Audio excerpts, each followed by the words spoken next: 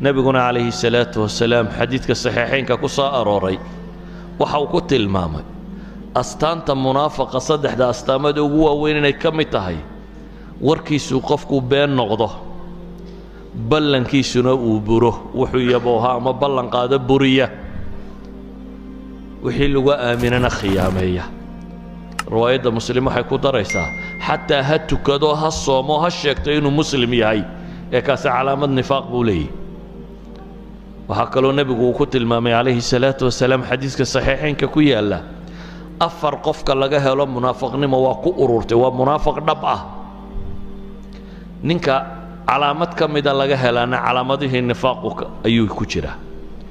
nifaaqu waa nifaaq camaliya iyo nifaaq weyn nifaaqa weyni waa ka qalbiga gale caqiidada ku saabsan ee diin la'aanta ah nifaaqa dhaqanka galaana waa kuwa kanuu nebigu tilmaamayo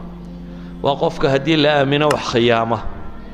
hadduu warramo been sheega waidaa caahada qadar xadiidkii hore muxuu ahaa idaa wacada akhlaf kanina waa maxay idaa caahada qadar hadduu heshiis galo waa khiyaamaayee baa la yidhi waidaa khaasama fajar idan ayuha alxiba qofka muslimkii wuxuu heshiis gelaya waa inuu iska ilaaliyaa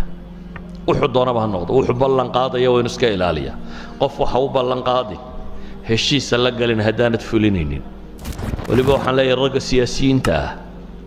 wucuudan beenta ee tirada badan lee dadka loo ballan qaadaya aakhire waa la isweydiinaya kan baan samaynaya cirkaan caddaynayaado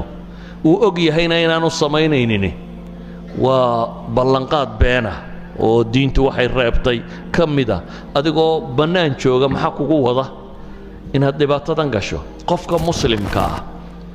wixii uu af kaga dhawaaqo